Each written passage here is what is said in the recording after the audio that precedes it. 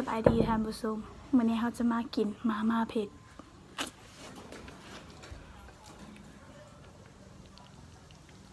เยิ้ม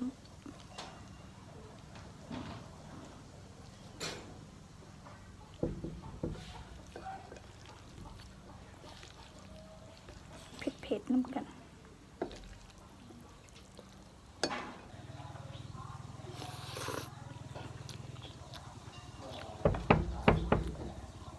คำใหญ่ๆ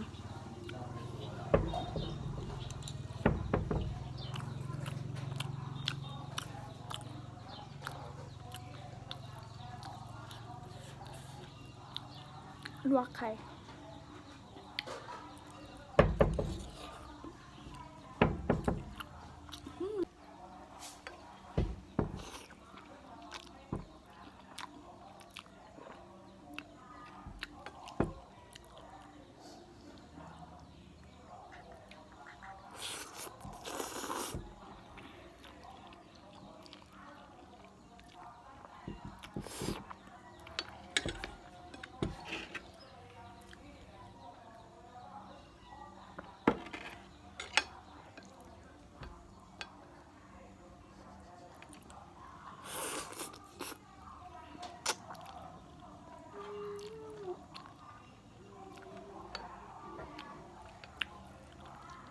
เผ็ดเกิน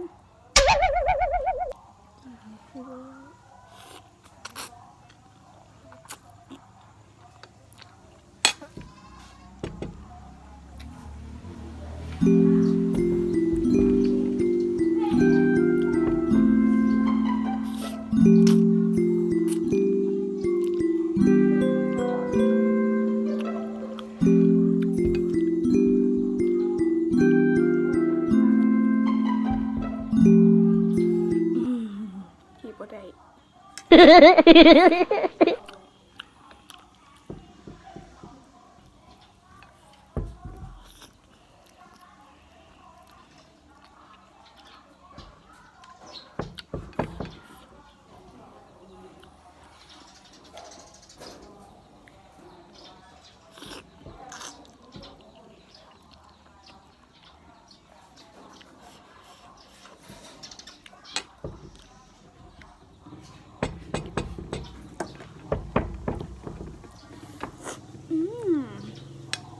ขี้มุกน้อย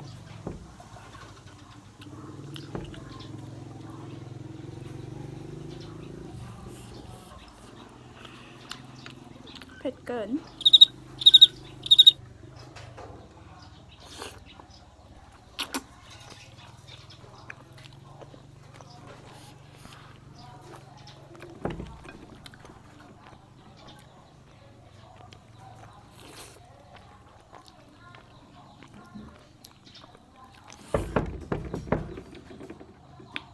โอ้ย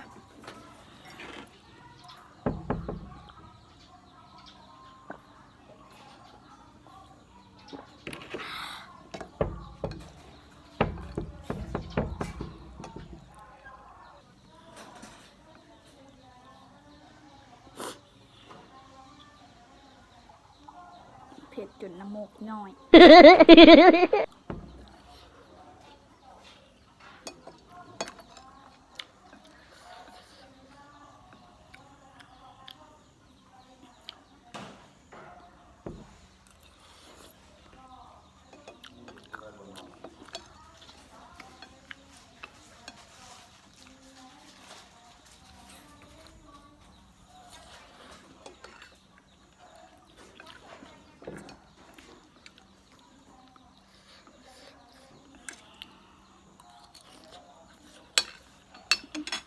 บ่ไหวเผ็ดแห้ง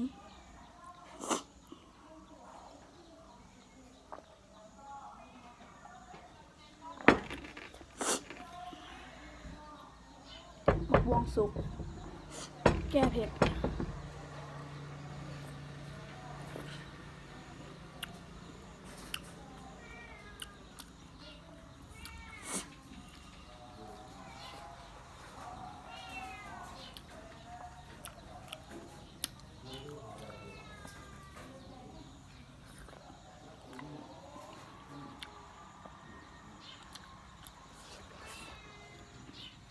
ลงศพความเห็ดแหงขี้มุกกันยังคลิปนี้ก็โบมีอย่างไรเนาะใครที่เข้ามาเบิ่งแล้วฝากกดไลค์กดแชร์กดติดตามให้ช่องของพวกเขาในอยเด้อบ๊ายบาย